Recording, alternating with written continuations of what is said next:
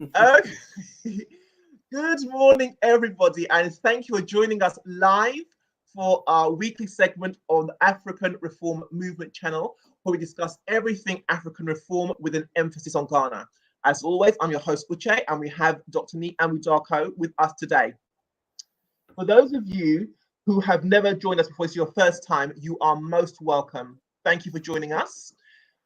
If you would like, Dr. Nii has a number of social media platforms upon which you can contact him. As you can see them all there.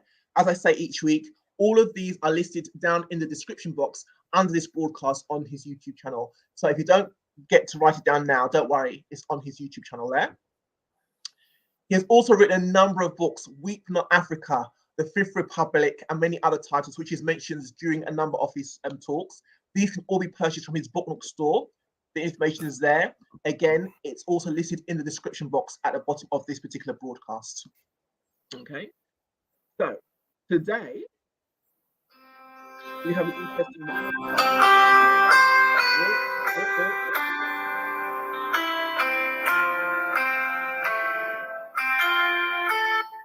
Okay, thank you, Dr. Nii. So today's title is Empowered Women, Empowered Nation, Optimizing Our Best Assets.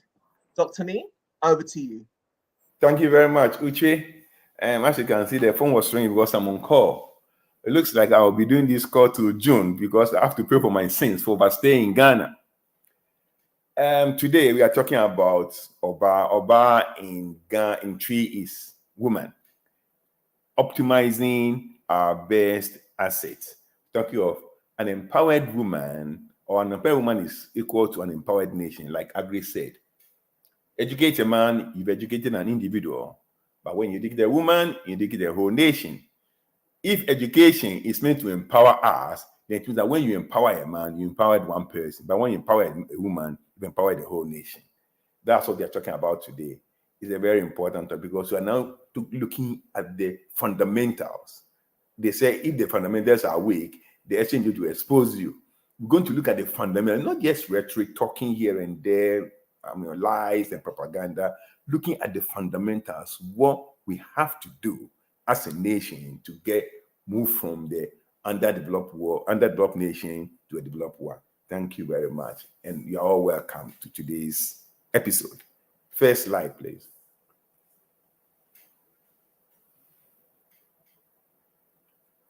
EW equals EN. Educated woman equals an educated nation. Empowered woman is equal to an empowered nation. Just a minute, please. Hello. Yeah, Bob. Yeah.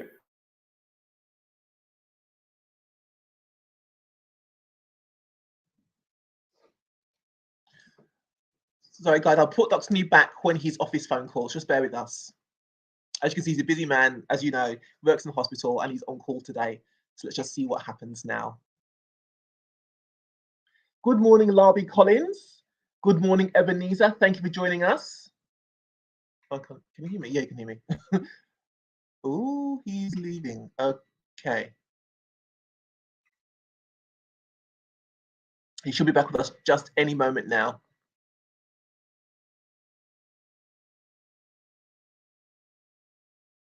Right, Ebenezer, could you tell me a bit more about this question? You say here, does the Mo Ibrahim Foundation consider best African model governance systems templates for award and replication? I'll ask Dr. Nii when it's time. Our best asset of our. It's okay. We can talk. In the beginning, let's start from we see. Okay. We have to look at Ghana, the social organization of Ghana, for us to understand why women are our best assets. The social organization. 1, security of succession. Half of Ghana, the Akan ethnic group, is matrilineal. Okay. Now, what it means is that community inheritance is through the female line. So when you have a country that 50% or close to 50% is matrilineal, then that country cannot be said to be biased against women. So the UN or the, whatever that they are themed for the Women's Day as breaking the bias, it's not applicable to Ghana because at least close to 50% of Ghanaians are matrilineal. They actually own the inheritance line. And the reason why they do that is what they call security of succession. Because we all know who our mothers are, but we cannot be 100% sure who our fathers are. In 2005, they did in the paternity cases that were tested with DNA in Australia, a quarter of all children had a wrong father.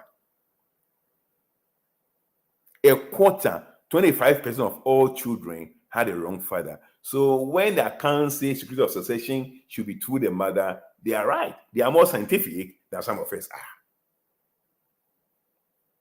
Then we come to my ethnic group, the Ghana ethnic group. You see, even in the Ghana, where we think we are patrilineal, it is not actually very correct. Because I would say we are more bilineal than patrilineal. We actually inherit from both sides. When my father died, all my grandmother had to do, because my father died before his mother, all my grandmother had to do was to send a bottle of schnapps to my father's house that he wanted his son to be laid in state in her family house. And that was granted. So in that sense, she made my father part of her house.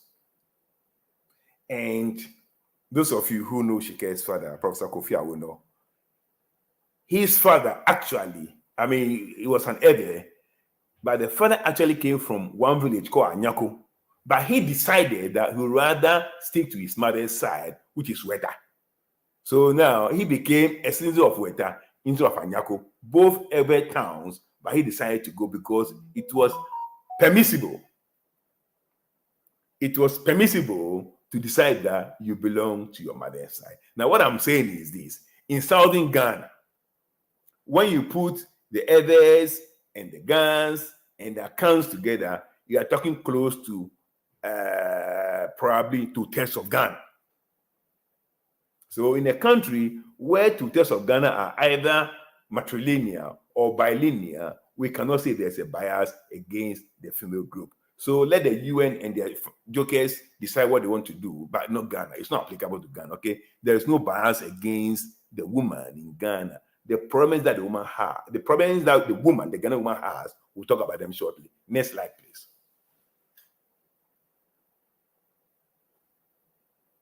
Okay, so we are looking at why the woman is the center. Child survival, under 5 mortality rate. This is the most important, the most sensitive health index about a country's development. Under 5 mortality. Ghana is about, and it's measured number of children who die per 1,000 before the age of 5. It's about 60 per 1,000 in Ghana at the moment. At the time of independence, it was between 250 and 300. So at that time, between 1/3 to 1/4 of all children in Ghana died before they turned the age of 5. But it's come to around 60. Now, it's still a big disgrace because a country not much or not richer than Ghana, like Cuba, it is 6. Only 6 children die in Cuba per 1,000 before they turn the age of 5. It's even better than the US. The US is 7, and slightly worse, Australia is 6. Australia is 5. So there's a third world country where under 5 mortality rate is as good as any first world country. And the reason for that is only one: maternal education. Cuba has 100% literacy rate among women. So when UNESCO or whatever did their child survival strategies way back, which we studied in medical school, they had 7 plans. One is maternal education. And the maternal education, the things that maternal education influence, the maternal education influence is bed spacing, breastfeeding, and immunization. You realize that an educated mother is more likely to space the gap between her children, is more able to feed the children because she understands the implications of feeding or not feeding, and she also understands the implication of immunization. Now, if these two things are done based on maternal education, it sends the child survival or it sends under 5 mortality rate down. And this is the reason why Quebec's rate is as good as Australia, UK, US, or any first world country. 6 out of 1,000. Ghana is 10 times worse, 60 out of 1,000. And this is our best because I don't believe it is correct. Because our data collection is horrible. I wouldn't be surprised if this represents the figures in Accra and Kumasi. But anyway, that's what they say it is. 60 out of 1,000. 60 children out of 1,000 don't celebrate their 5th birthday in Ghana. And then we have this other one called PM, protein energy malnutrition, which you call kwashiorkor. And also the other thing, I don't know how you call it in English, but we call it bobalo. I don't know how the Igbos call it. But we believe that, some children come, they are born and they die and they come back, they are born, they die, they come back. And on one occasion, somebody decided that, okay, let's give this child a very funny name so that the ancestors will not recognize a child and the child survives. So it became a system of thinking that these children are returnees. We call it bubalo in Ghana. But we know that it's not true. We know that it is perinatal mortality. And the reasons why we have all these things fundamentally is because of lack of female education. As more female get educated, this global concept is receding. Basically, it doesn't even exist anymore, at least in Accra. Because children don't die within the first week or so of delivery. Then we have protein energy malnutrition, where we call it in Ghana kwashiorkor, which is now part of the medical lexicon. The kwashiorkor means protein energy malnutrition because they believe that among the Ghanaians, we believe that kwashiorkor means pretend to leave the second child. Pretend to leave the second child. Because this is what happens when a child is born and a year after another child is born, we think it's a sibling jealousy. But it's not sibling jealousy.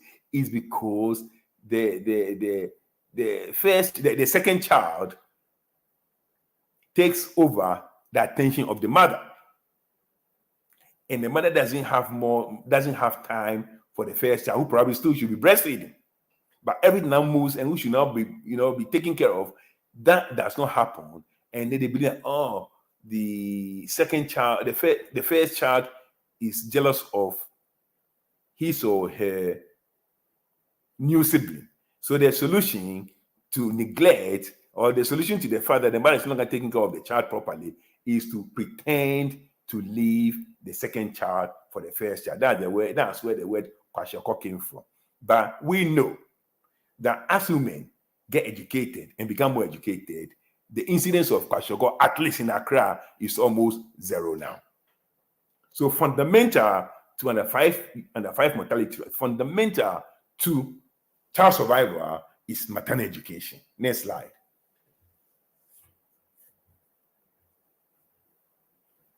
Population control. Again, female education is a key driver of population control, nothing else. One, it affects age at first child, age that a woman gives her first child, and again, it also affects the number of children a woman gives in their lifestyle, in a span. When I went to medical school in 1987, the gender fertility of the average Ghanaian woman was 6.4. Today, as we speak, is 3.7. Now, that is the gross picture. My grandmother had my father when she was 18. Today, if you are around, at 18, she'll be finishing SHS. So the more children, the more girls go to school, at least up to SHS level, the less likely they are to fall pregnant and have children at the age my grandmother did. And because of that, they are left to have less children than my grandmother. So female education postpones age of first child and also reduces number of children. In a WHO study that they did in 2014, they said that I probably have to read it. They said that the average fertility of a woman with no formal education in Ghana in 2014 was 6, whereas the average fertility for a woman who goes to secondary school or higher is 3.4. Now, this is what the study WHO did. And I can attest to that because in my class of 60, only 4 people, in my class of 60, only 4 people have more than 2 children. That is 6.7%. 3 of us or 3 of my mates do not have any children at all. When you look at it and probably strike the average, it's going to be around 1.6. But few have only 1 and majority have 2. So that is about 1.6 in my year group. And I'll come back to this because you realize that if you decide to go to the OECD countries, they're the 2 wealthiest countries in the world. With the exception of 3, all the 29 have general fertility rate between 1.3 to 1.9. So it's very much like my medical school classmates. We are about 1.6 if you decide to do the average. And that is what happens with female education. Once you're able to strike 100% female education, you realize that the fertility rate will be under 2. And that's where, of all the third world countries in the world, there's only one of them that has general fertility rate like the OECD countries, and that country is called Cuba. Cuba general fertility rate is 1.6. So parents don't even bond themselves, because if you happen to bond yourself, you've got to have 2 children. But the average across Cuba is 1.6. Australia is 1.7. And the average for the OECD is between 1.3 to 1.9. Only Israel, Turkey, and Mexico have more than 2. Israel for cultural and political reasons, because Jews generally, culturally and religiously, they have more children. Same thing applies to Turkey anyway. And secondly, because they want to populate their areas very well, they have their flexible working hours for women so that they could have more children. Their problem with population, Arab, whatever. So that one can easily be explained. And for them, the fertility rate is 3.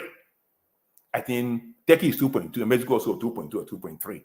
But basically, apart from these 3 countries, all of them are between 1.3 to 1.9. And the key factor here is level of education.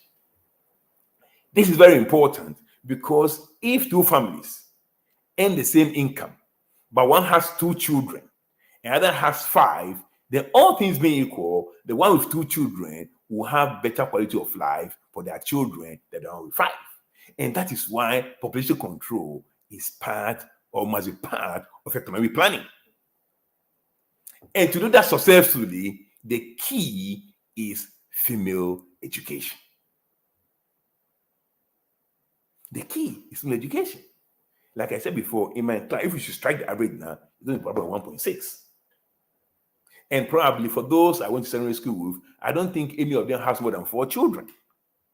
So probably if you strike the average there, it's going to be 3 or 3.4, like they found in the US in the WHO study. And we can see, for instance, in my year, when we finished O-levels, only 32,000 of us wrote the O-levels. And when we did A-levels, only 8,000 did A-levels. Only 8,000. A population of almost 14 million. When the population was doubled at 28 million, about 300,000 were doing SHS exams.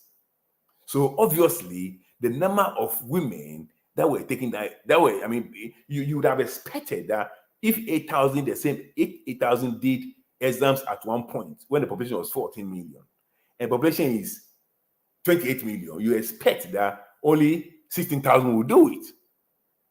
But almost 20%, almost 20 times in the exam, 300,000.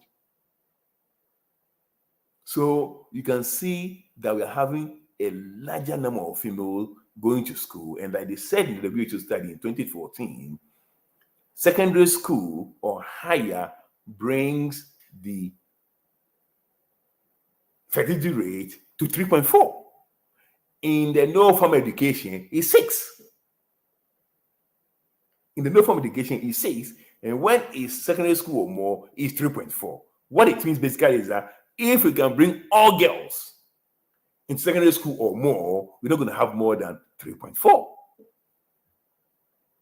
And that is good because then we'll be controlling the number of mouths we feed. Like I said before, if a family has 2 children and another family has 5 children and they all earn the same income, those with 2 children, all things being equal, will enjoy a better quality of life than one with 5. So population control is key to economic development. And that's why under a government inspired by ARM, we're going to have Minister for Population and Resource Allocation. Very important. Very, very important. And the key to sustainable population is female education. In 1960, Ghana population was about 6 million, Cuba was about 7 million. Today, Ghana is 31 million and Cuba is 11 million. So even if we have the same GDP, you realize that Cuban or Cuban children are likely to enjoy a better standard of living than Ghanaian children because we have so many mouths to feed. And it's because we have never made population control part of economic development or part of our economic planning and development. And that's why we have neglected female education, because we cannot do that without female education. When you empower a female, you empower the whole nation. Next slide. Wealth creation and structure of the economy. So we've spoken about under 5 mortality. We've spoken about population control, and we're going to talk about structure of the economy and wealth creation, the role of the woman. I discussed this last week, that in Australia, 99.8% of all employers are SMEs, small, medium enterprises. Only 0.2% employ more than 100 employees. Only 0.2%. In Israel, it's only 0.5%. In Malaysia, it's 1.5%. And I said that in these 3 countries, the bulk of the 99.8, 99.5, and 98.5, the bulk of this percentage is male. 99.8 in Australia, the bulk of the small and medium scale enterprises, the bulk of the employers there are males. And in Israel and Malaysia, it's the same. But in Ghana, it is not like that. We know that small enterprises or self-employees, whether they sell ice water or whether they sell, what do you call them? Whatever they sell on the street or whatever, or whether they sell roasted plantain, whether they sell cooked beans and gari, whatever they sell, those self-employed, overwhelming majority of them are women. And this is where the employment, this is where the jobs are. So to create wealth in Ghana, go straight to empowering women and therefore educating women. 99.8, we don't have, next slide, please. Next slide. Okay, I tried to break it down the last time. I'm going to do it again. For instance, in Israel, 51.3% of all employers are self-employed. Micro, that's employers that employ 1 to 4, is 33.4. That's a third. And small, those that employ 5 to 19, 11.7. Then medium size, they employ between 20 and 99, only 3.1. And large, they employ more than 100, only 0.5. So here, from self-employed to micro to small, in Ghana, we don't have the data, but next slide, please. In Ghana, we don't have the data, no reliable data, but I can tell you that self-employed, micro and small are overwhelmingly women-run and largely semi-literate, if not illiterate. So to empower the woman, the fundamental thing, whether it's for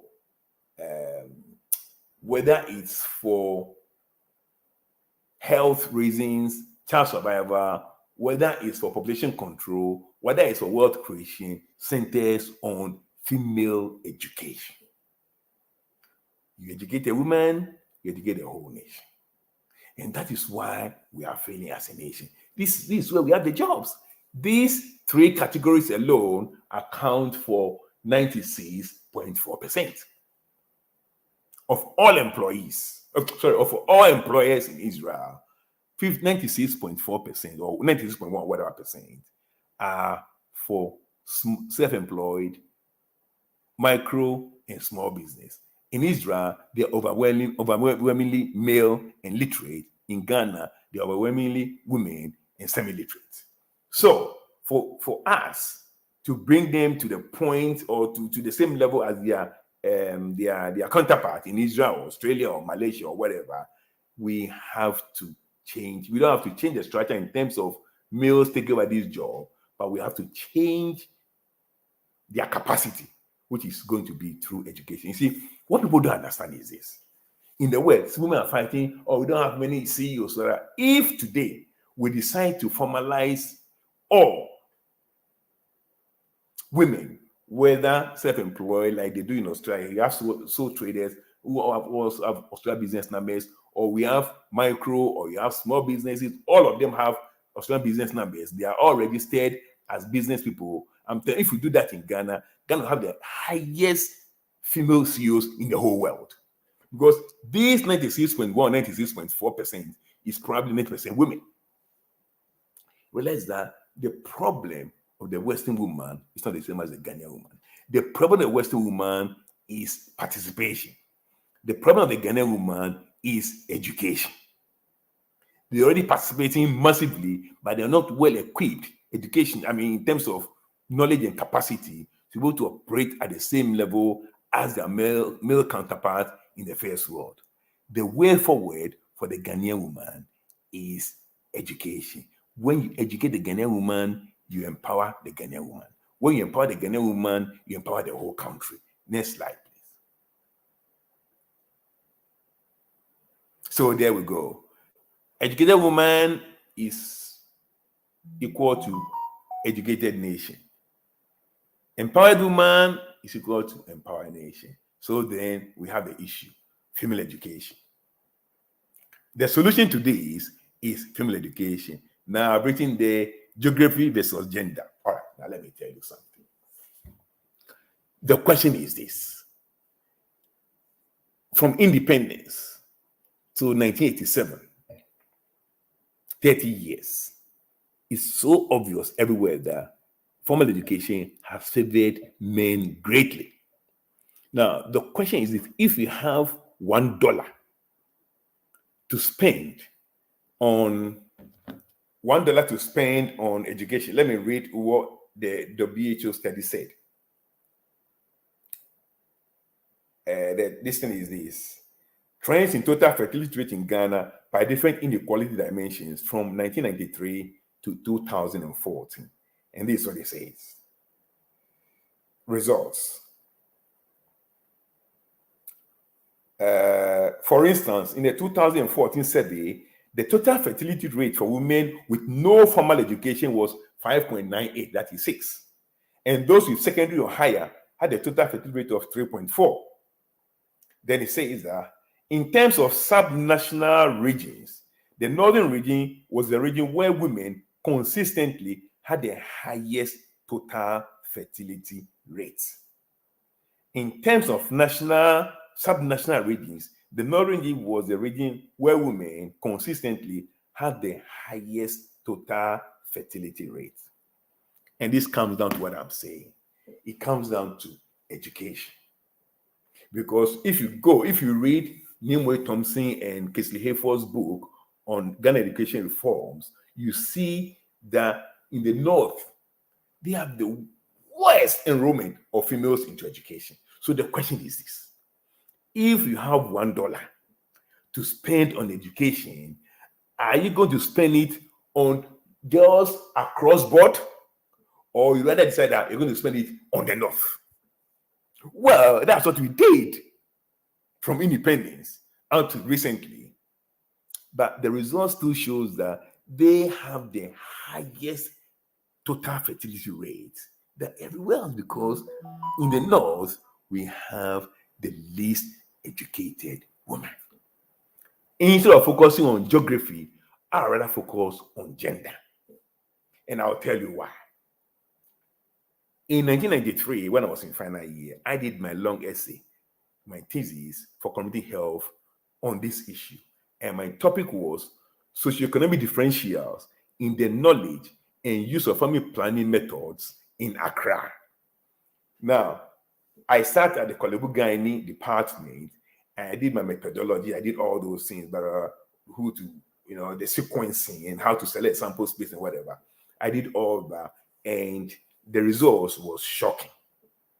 This was 1993, and the results that I got has been confirmed by what the WHO did.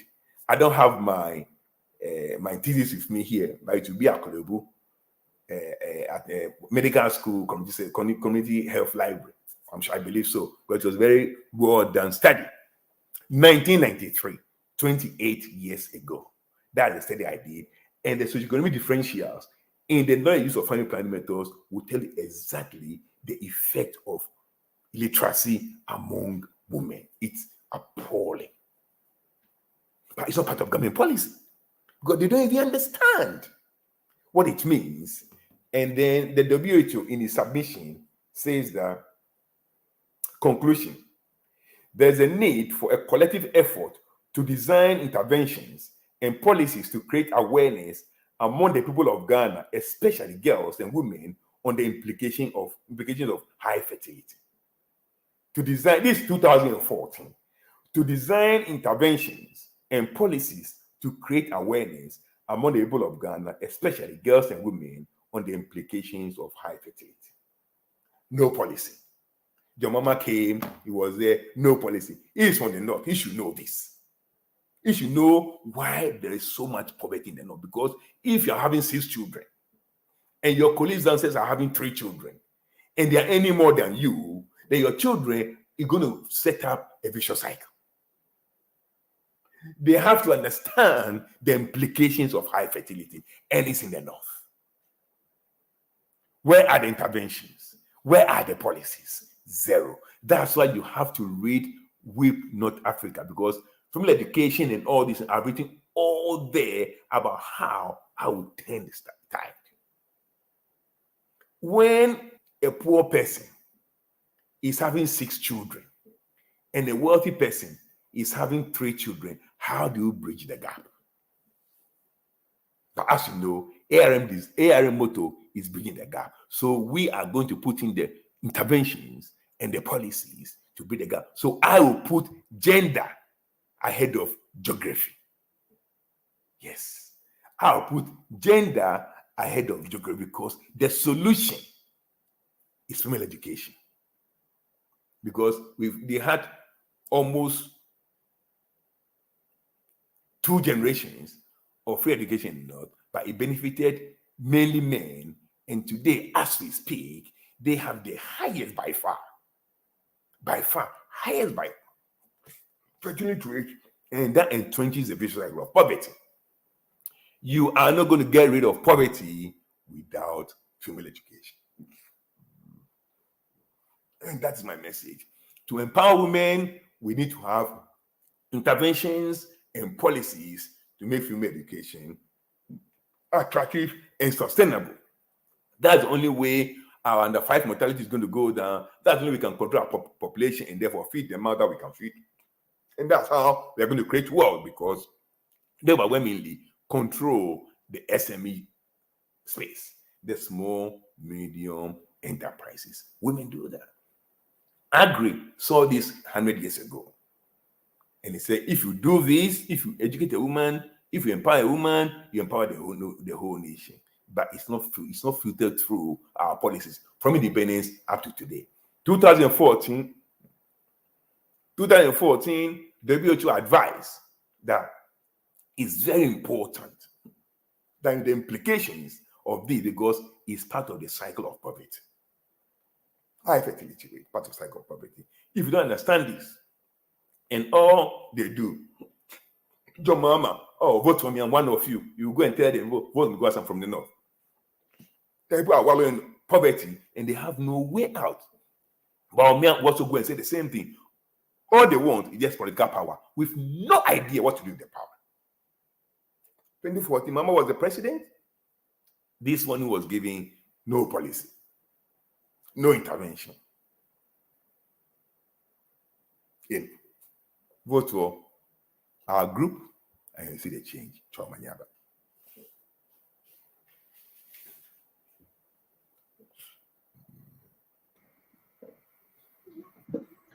Thank you for that, Dr. Nii. Thank you for sharing that with us. Okay, everybody, it's question time. So start thinking of your questions now. There's one question that came in before we even started, but I want to show it to you. This question here from Ebenezer. He says, does the Mo Ibrahim Foundation consider African best model governance systems templates for award and replication? Who is Mo Ibrahim? I'm sure some of those other jokers. I have no, yeah. They just, yeah. I don't think he has an idea what he's doing, that Mo Ibrahim guy. He's got some money somewhere, and every year he throws around money and gives to whoever he wants to catch his attention. But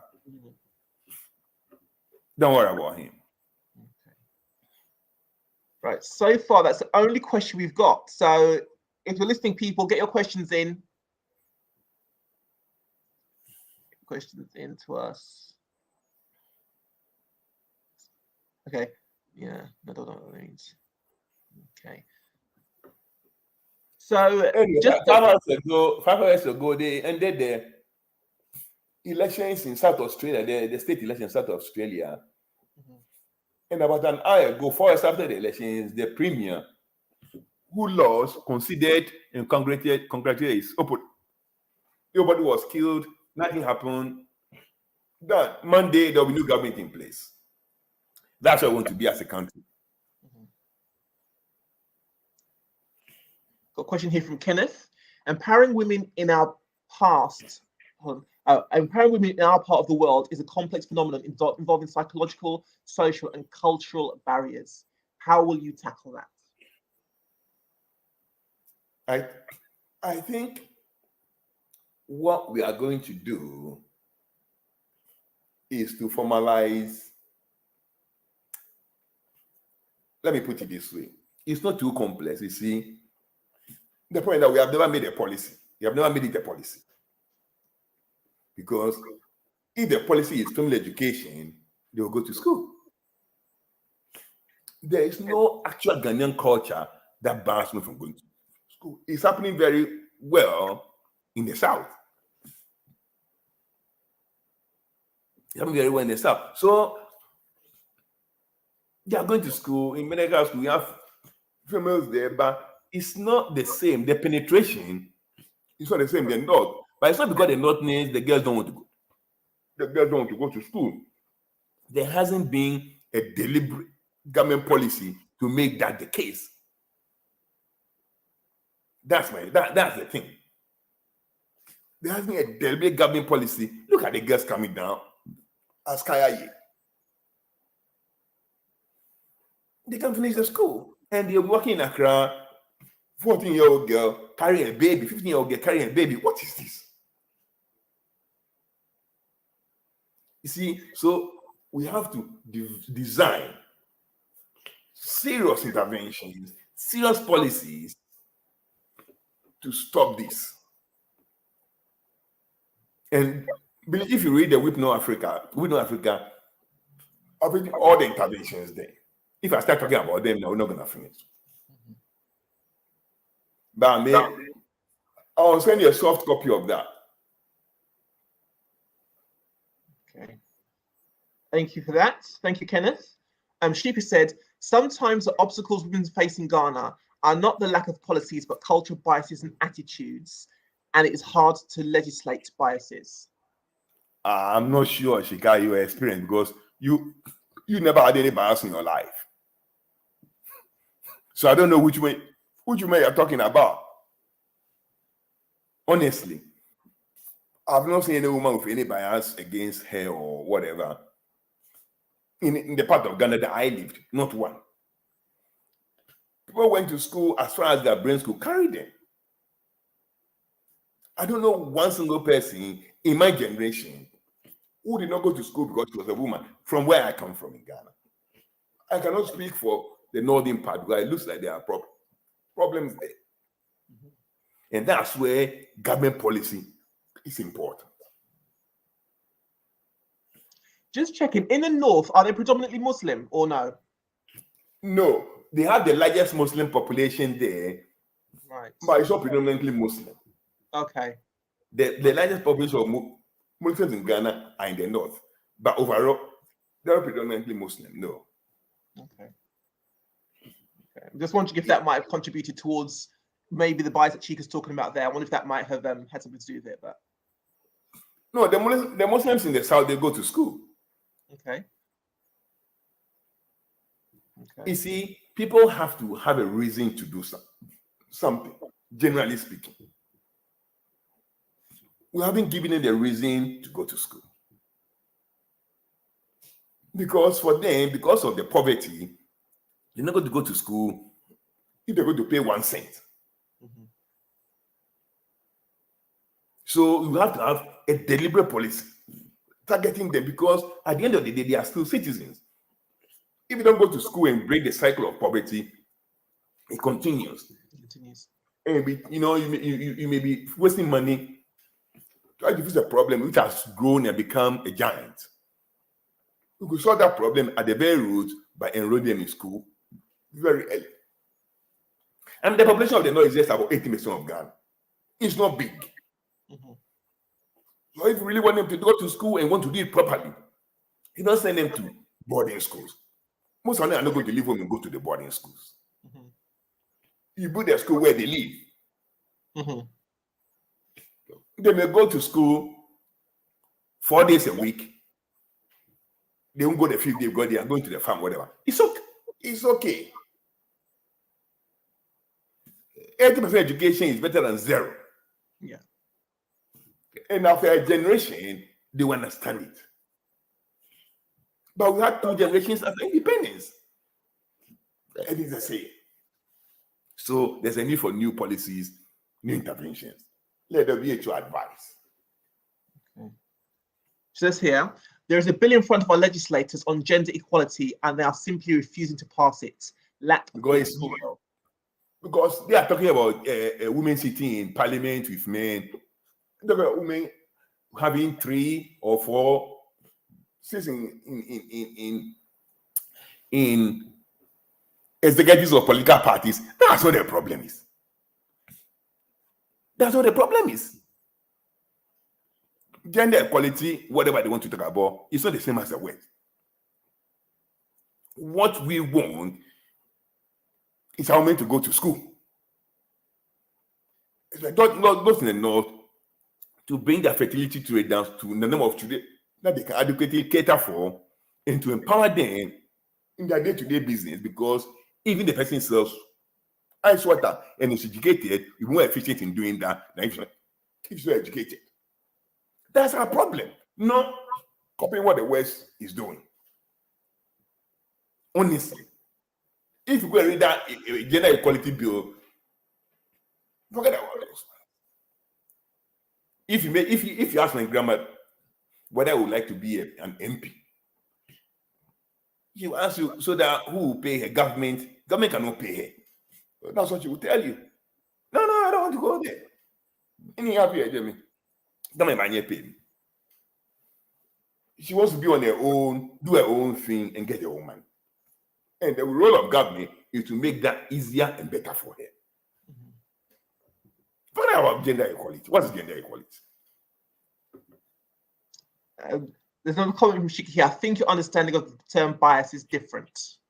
Okay, tell me, boss.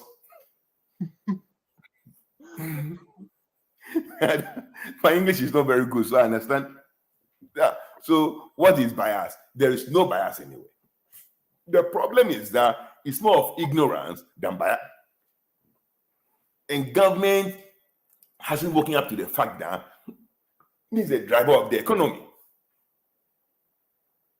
They don't know, they don't understand it. But if they do, is that there's no bias. They'll put all resources there to make sure that the woman is empowered. Because an empowered woman is an empowered nation. But they don't understand it. So I don't think it's a bias. Even parents at home don't understand that when you empower your son, your daughter, actually, it's a better asset than your son. They don't understand it. So it's not bias, it's more of ignorance. So this preaching must go on. It must be a policy. It must be intervention that should be at the top of everything. No gender equality in parliament, where they say, oh, if there are 200 members of parliament, 100 should be women. Who cares about how we're talking of hundreds and thousands of women?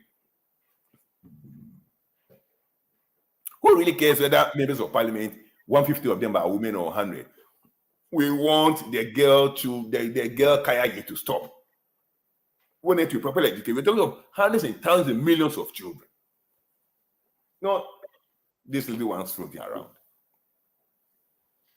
Okay. Thank you. A question from Kenneth, or a statement from Kenneth. I believe our fantastic women are surely the alternative and solution to our developments. More of them to our women. They surely are. I know that. When you go to a chop bar, you see two people pounding the fufu, somebody cooking the soup, somebody doing this, employing 6-7 people. How many of us have employed anybody before of fufu our school? How many? Uche, have you employed anybody before? You went to school only to be employed. That's the way you've been trained.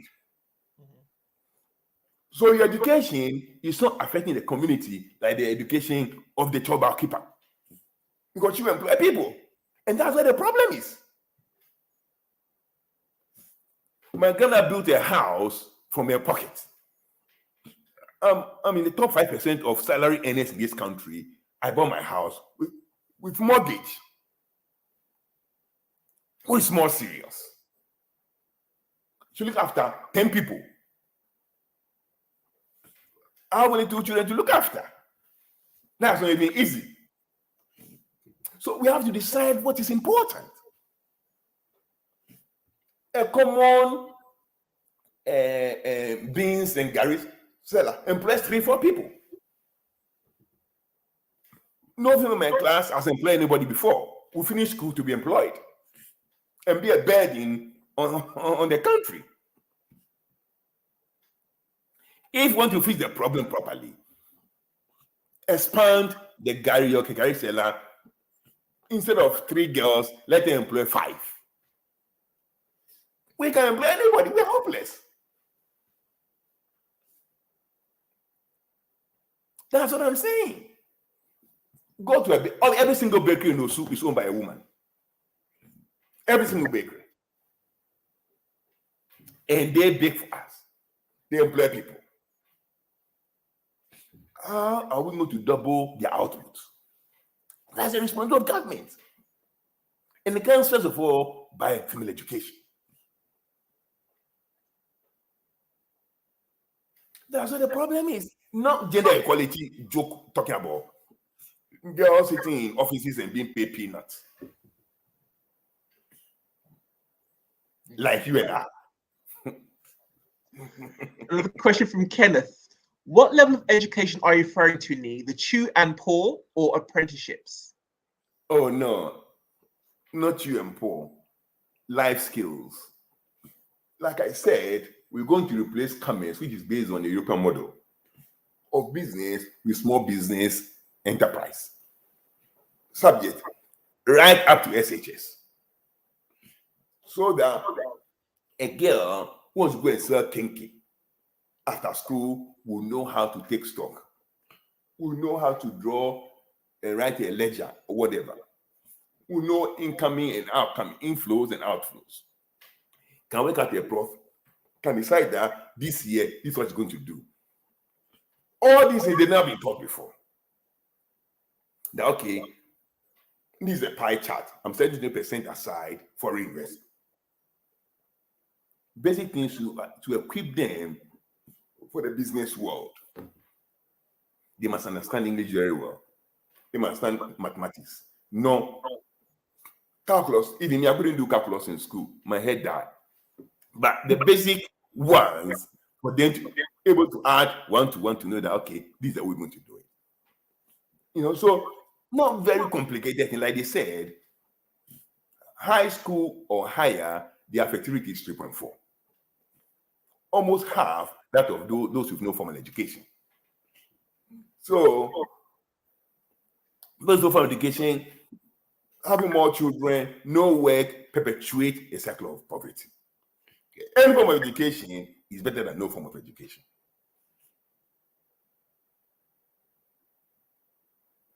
So we've got to change the curriculum, but they must have access to the classroom. Before the curriculum can have effect. So we're talking of availability, accessibility, appropriateness, and overall, it must be affordable. The 4 A's of education. Okay. Those are all the questions, Dr. Nii. Those are all the questions and comments that have come in. I think somebody is going to ask a question. Sorry? I said, I don't know why I think somebody is going to ask a question. I just feel there's one more coming. Okay. Let's give a couple more. It could be wrong premonition. Maybe let's just give maybe like a couple minutes. If you are out there and you do have a question, please send it in within the next minute or so, because we're just about to wrap up. So any final words, Dr. Nii, from you on this subject? Yeah.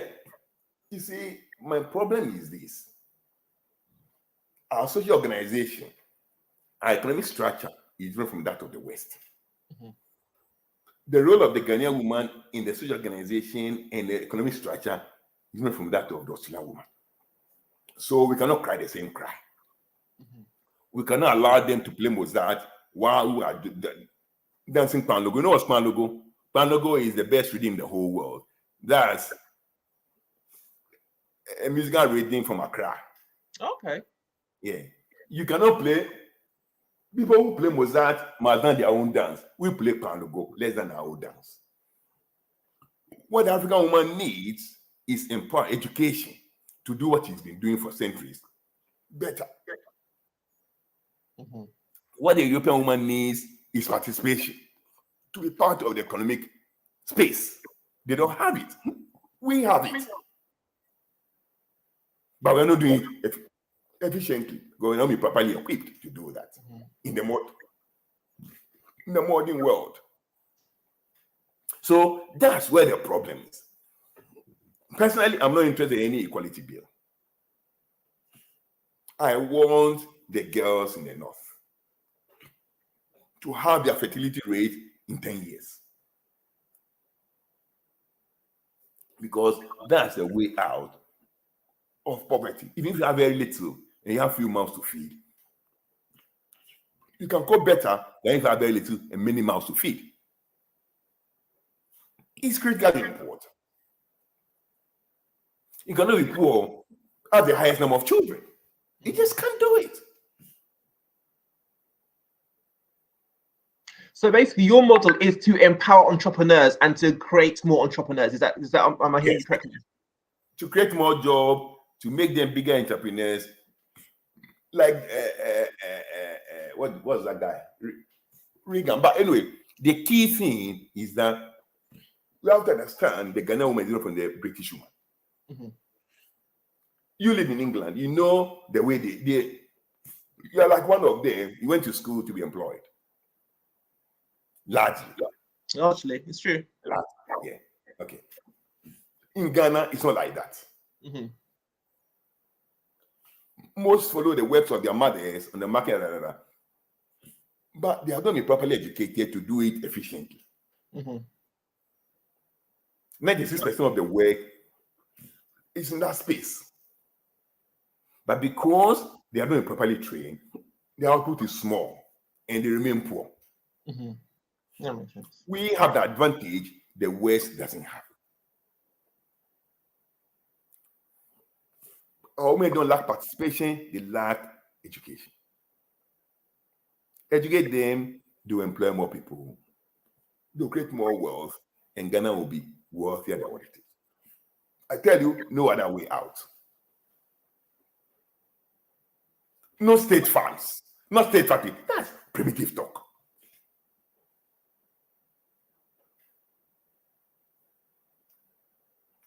Self-employed, micro enterprises, small business, small enterprises, 96% of employers. That's where the stuff is. Mm-hmm. Across the developed world. But we are lucky because in that part of the world, that space is occupied by women. Mm-hmm. And the more women get economic power, the natural progression to political power becomes a lot easier. Once you have money, you can, go into politics. Mm-hmm. So the path to political participation is through economic empowerment. As far as I'm concerned. Okay. Well, the question you were expecting didn't come in, Dr. Nii. That was it. That's everybody. Okay. Thank you, guys. We've got a few new people, I think. Angela Richter and Vida Coffee Robertson both said hello, good morning. Apart from that. Oh, okay. Uncle Kofi, how are you? So that's it. So thank you, everybody, for joining us this morning. Thanks to those of you who made questions and comments. Much appreciate it. As ever, we'll be back next week with a new topic. Same time, same place. Let your friends know so that they can join and also participate in the conversation. Dr. Nii, thank you for giving us your time. You're on call. So better Yeah, get back to yeah. But I'm coping. I'm so tired. Okay. Thank you, everybody. We'll see you next week. Have a good day. Bye-bye. Bye-bye.